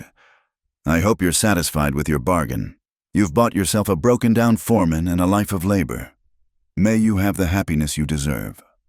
Rebecca read it aloud to Wyatt, who laughed despite his healing ribs. He's right about one thing. You are getting a broken-down foreman. Temporarily broken, she corrected, and I prefer experience to broken down. As the days passed and Wyatt grew stronger, they made plans. His small ranch needed work, but it was theirs free and clear. Rebecca would continue her sewing, perhaps take on an apprentice. They'd build slowly, carefully, together. One evening, as Rebecca sat beside his bed working on her wedding dress, Wyatt watched her with such tenderness it made her blush. What? She asked. Just thinking. 6 months ago, you stepped off a train expecting one life. Now look where you are. In a half-burned ranch house, sewing by lamplight, engaged to a man who runs into burning buildings, choosing your own path, he corrected, making your own happiness. Your mother would be proud. Rebecca's needle stilled. It was the first time anyone had mentioned her mother without pity. She thought about it. About the woman who'd taught her that skill could be freedom, that strength came in many forms. Yes, she said softly. I think she would. Outside, snow began to fall again. But inside, the warmth of possibility held winter at bay. The wedding dress took shape under her fingers, each stitch a promise of the life to come. Not the life she'd imagined, but one chosen freely, built on mutual respect and unexpected love. The fire had taken the barn, but revealed something far more valuable, a community that judged her by her actions, not her circumstances, and a man who saw her truly. Rebecca smiled, thinking of Carter's note. May you have the happiness you deserve. She intended to have exactly that. March arrived with unusual warmth, melting the snow early and coaxing the first wildflowers from the thawing ground. Wyatt's burns had healed into pink scars that would fade with time, and his breathing had returned to normal. More importantly, he could finally work again, preparing his small ranch for a bride. Rebecca divided her time between the line shack and helping at Wyatt's place, maintaining propriety while building their future. The house needed work. New shingles, patched walls, a kitchen stove that didn't smoke. But it was sound, built with care by Wyatt's own hands years before. "I never thought anyone else would live here," he admitted one afternoon, watching her measure windows for curtains. "Built it for one person.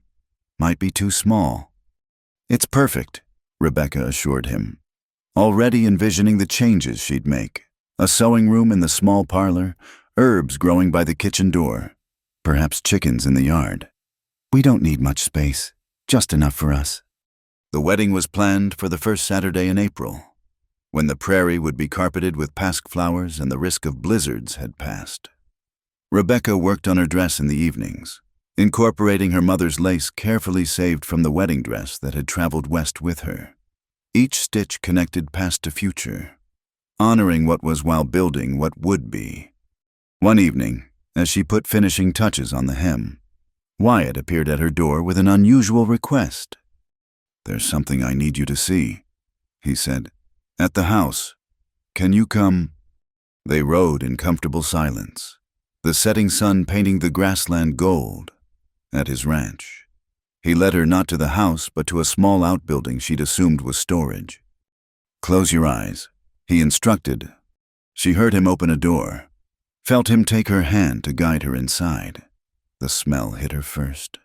Wood shavings, linseed oil, the particular scent of well-maintained tools. "Look." Rebecca opened her eyes and gasped. The building had been transformed into a workshop. A treadle sewing machine, newer than Mrs. Fergus's, with gleaming black paint and gold scrollwork, sat by a window. Shelves lined the walls, ready for fabric and notions. A cutting table dominated the center, its surface smooth and level. "Wyatt," she breathed. "How did you—" "Been planning it since December. The machine came from Denver last week." He watched her anxiously. "I know you'll keep working with Mrs. Fergus, but thought you might want your own space too, for your own projects, your own customers." Rebecca ran her hands over the machine, tears blurring her vision. No one had ever given her space to work, to create, to be more than what others needed her to be. "It's too much," she whispered. "It's not enough." He moved behind her, hands settling on her shoulders. "You gave me life. Rebecca, sat by my bed for days, fought for me when the fever tried to take me. This is just wood and tools. You're worth so much more." She turned in his arms, reaching up to touch his face. "I don't need grand gestures. I just need you." "You have me, but you'll have this too. A place that's yours, where you can build whatever you imagine." He kissed her forehead. "No conditions, no expectations, just yours." The gift humbled her. In her father's house, her sewing had been women's work, necessary but not celebrated. Here, Wyatt had created a sanctuary for her craft, recognizing it as essential to who she was. They spent the next hour exploring the space, Rebecca already planning where everything would go. As darkness fell, they reluctantly returned to observe the proprieties, her to the line shack, him to his house. 3 more weeks, and such separations would end. The next morning brought unexpected visitors. Rebecca was working in Mrs. Fergus's shop when 2 women entered, expensively dressed, clearly not local. She recognized the younger one with a start. Sarah, her sister, looking older and more careworn than her letters had suggested. "Rebecca?" Sarah's voice was uncertain. "My God, it is you." They embraced awkwardly, years and distance making them strangers. The older woman was introduced as Mrs. Whitmore, a family friend who'd accompanied Sarah on the journey. "We came as soon as we could arrange it," Sarah explained. After Mother, and then we heard rumors about your situation. Father wouldn't say anything clear, just that you were settled. Her eyes took in Rebecca's simple dress, her work-roughened hands. Are you well? Are you happy? Rebecca led them to Fergus's small parlor, sending a boy to fetch tea. How to explain the last 6 months. How to make Sarah understand that what looked like hardship had become freedom. I'm very well, she said finally. And yes, happy. I'm to be married next month. Sarah's relief was palpable. To Mr. Wilkes' father said, No, that arrangement didn't proceed. Rebecca chose her words carefully. I'm marrying Wyatt Callan. He manages a ranch north of here. A foreman, Mrs. Whitmore's tone held delicate disapproval. A good man who owns his land free and clear, who treats me as an equal, who sees me as a partner, not a possession. Sarah studied her, perhaps seeing clearly for the first time. You've changed. I've become myself. They talked for 2 hours. Rebecca learning that Sarah's merchant husband had suffered reverses, that Mary's banker had proved less generous than expected, that their father had retreated into bitterness and drink. We're managing, Sarah said with forced brightness. But it's been difficult. We'd hoped, that is, Father suggested your situation might be prosperous enough to help financially. Rebecca finished the thought. I'm sorry. Sarah, I have little money. What I earn goes to building our future here. Of course. Sarah's smile was strained. We shouldn't have presumed. Rebecca walked them to their hotel, promising to see them again before they left. But she knew they wouldn't seek her out. She'd failed to become what they needed, a wealthy wife to a powerful man, able to shore up the family's fortunes. Instead, she was just a seamstress marrying a rancher, building a modest life on the frontier. That evening, she told Wyatt about the visit. He listened thoughtfully, then asked, Do you regret it not being able to help them? I spent my whole life being what my family needed, Rebecca said slowly. The dutiful daughter, the sacrificial lamb, the last hope for solvency. But they never asked what I needed, never saw me as more than a solution to their problems. And now I'm building something for myself. With you, it's selfish, perhaps. It's human. He took her hand. You can't save everyone. Rebecca, sometimes it's enough to save yourself. The wedding day dawned clear and bright.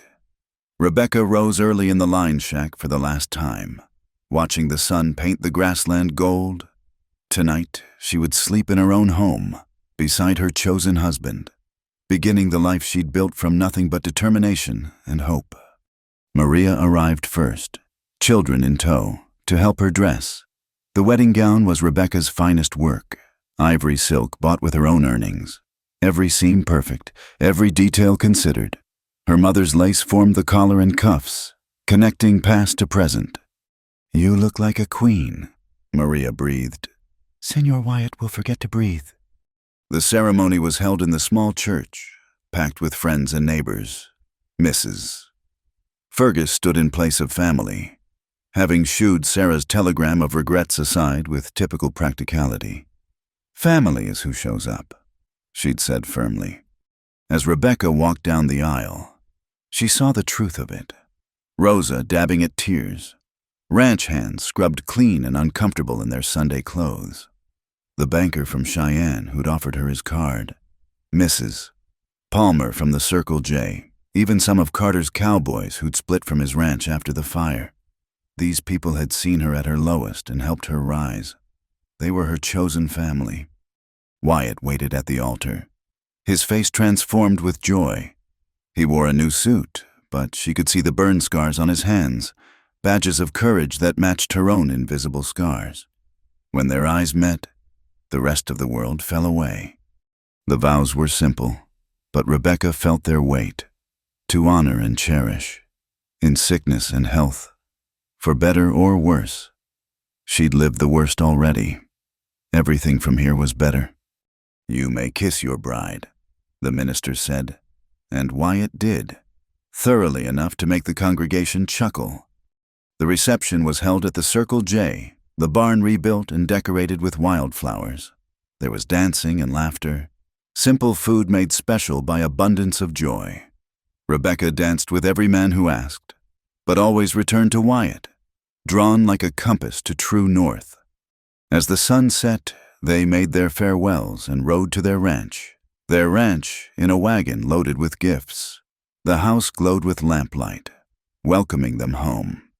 On the threshold, Wyatt paused. "Are you sure it's not too late to demand something grander?" Rebecca pulled him down for a kiss. "This is grand. A home we've chosen, work we've built, a life that's ours. What could be grander than that?" He carried her over the threshold, tradition honored despite her protests about his barely healed injuries. Inside, she found more surprises: furniture contributed by neighbors, quilts sewn by ranch wives, shelves already stocked with preserves and staples. Later, as they sat by their own fire in their own home, Rebecca thought about the journey that had brought her here, from the train platform where she'd arrived as purchased goods to this moment of perfect contentment. The woman who'd stepped off that train would barely recognize the woman she'd become. "What are you thinking?" Wyatt asked, pulling her closer. "About beginnings, how the worst ones sometimes lead to the best endings." "This isn't an ending," he corrected. "This is where the real story starts." Rebecca smiled, feeling the truth of it in her bones. Everything until now had been prologue, the trials that refined her, the rejections that freed her, the small choices that led to this moment. Now, finally, her life could truly begin. The sewing workshop became Rebecca's sanctuary and her statement of independence. Each morning after tending to household duties, she would enter the space Wyatt had created and lose herself in the rhythm of needle and thread. Word spread quickly through the territory, the former Maynard woman, now Mrs. Callan, had skills that surpassed even Mrs. Fergus. Spring melted into summer, bringing with it a steady stream of customers, ranch wives needing sturdy clothing for their families, young women wanting something special for church socials, even cowboys sheepishly requesting repairs on treasured items. Rebecca turned no one away, her prices fair and her work exceptional. One afternoon in late August, as she worked on a particularly intricate christening gown, she heard a familiar voice at the door. "May I come in?" Carter Wilkes stood in her doorway, hat in hand, looking somehow diminished. The man who'd once dismissed her as worthless goods now waited for permission to enter her space. "Mr. Wilkes," she said evenly. "What brings you here?" I have a commission." He pulled out a small, wrapped bundle. "It was my mother's, a shawl from Scotland. It's torn badly, and no one else will touch it. Mrs. Fergus sent me to you." Rebecca examined the delicate wool, seeing immediately why others had refused. The damage was extensive. The repair would require hours of painstaking work to make invisible. "I can fix it," she said, "but it will take time and cost accordingly."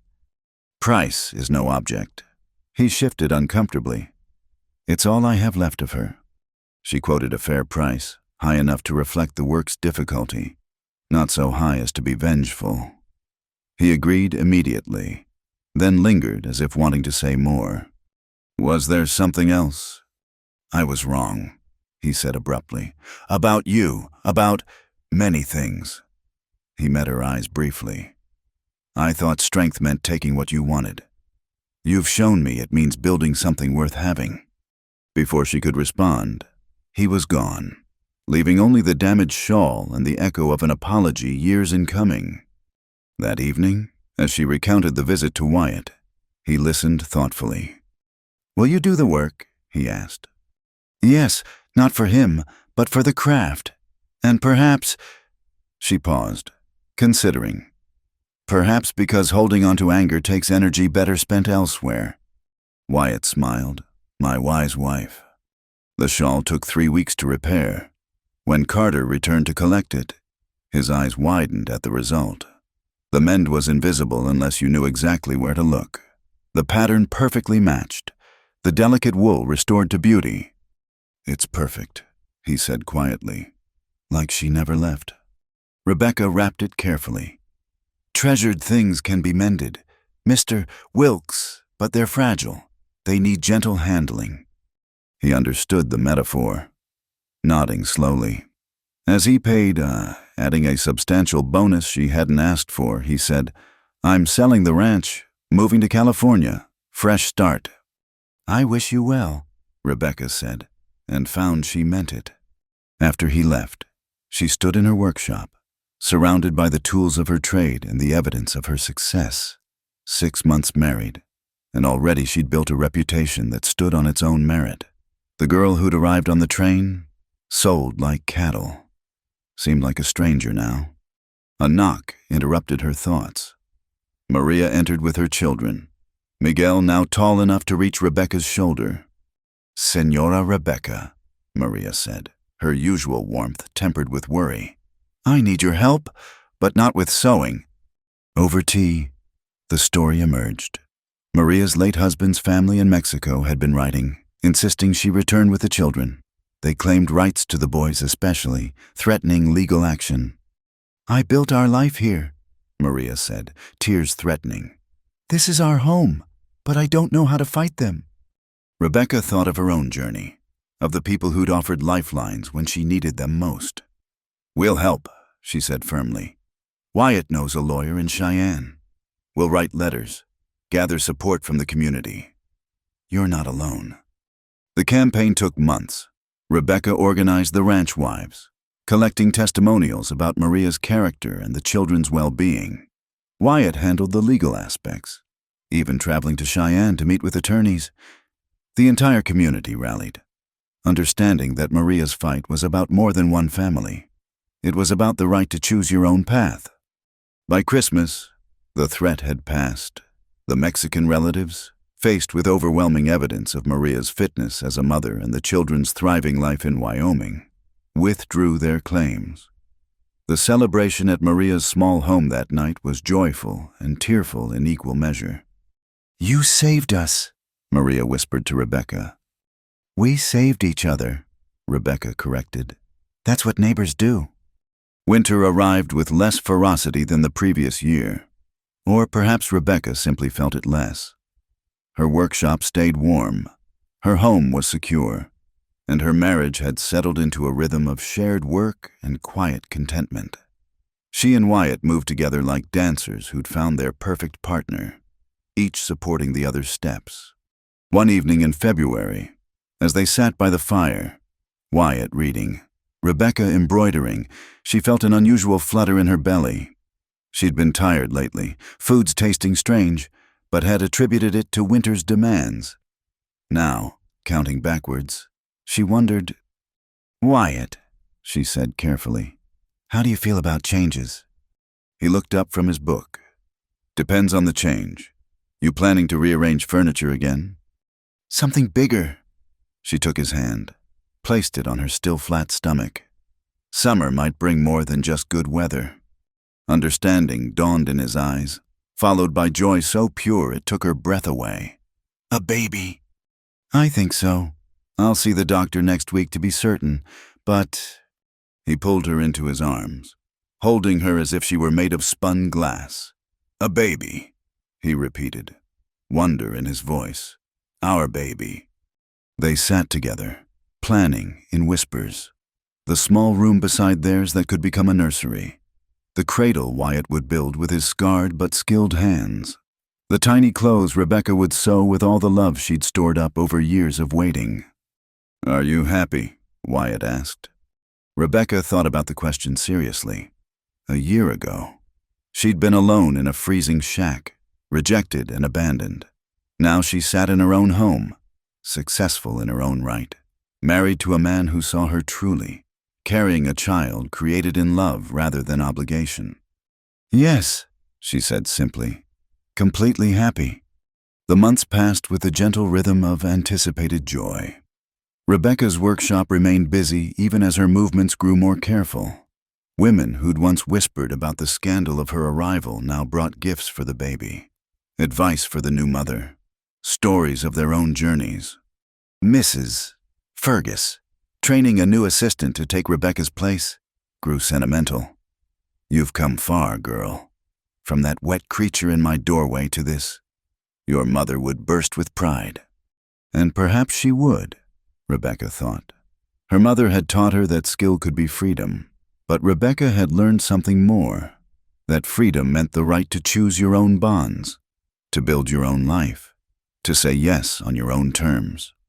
On a blazing July afternoon, as summer heat shimmered across the grassland, Rebecca gave birth to a daughter.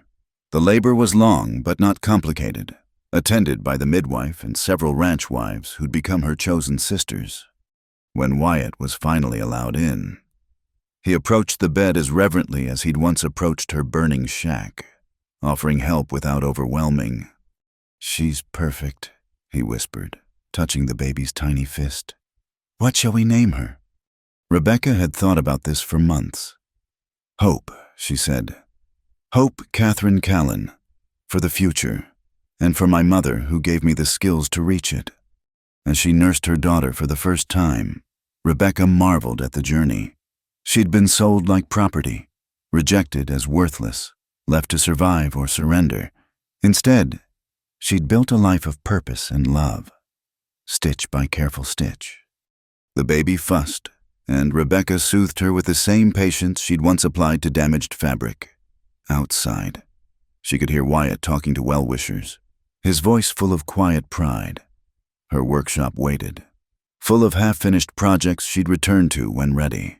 The rhythm of life would adjust to include this new soul, expanding rather than replacing what they'd built. That night, as the household settled into sleep, Rebecca stood at the window holding hope. The stars that had once witnessed her isolation now blessed her abundance. She thought of the woman at the train station, thought of the tears in the shack, thought of every small choice that had led to this moment. "Your story starts here," she whispered to her daughter. "In a place where you're wanted, where you're chosen, where you'll never be less than precious." Hope's tiny fingers wrapped around hers, holding tight, and Rebecca knew with bone-deep certainty that her own mother had been right all along. A woman who could use a needle would never starve, not for bread, not for purpose, not for love. The circle was complete, the pattern finally whole. In the distance, a coyote called to its mate, and somewhere in the darkness, another voice answered. The prairie stretched endless under star-filled skies, and in one small house, a family that had chosen itself settled in for the night, complete and content at last. Thank you so much for listening to this story all the way through. I'd love to hear where in the world you're enjoying these tales from the American frontier. Please share in the comments below where you're listening from, so we can connect and share our thoughts about Rebecca and Wyatt's journey. If this story touched your heart, please consider subscribing to Wild West Stories 1850. Give this video a like, and don't forget to hit that hype button to help more people discover these authentic tales of love, courage, and redemption from the Old West. Your support means everything, and I can't wait to share more stories with you. Until next time, partners.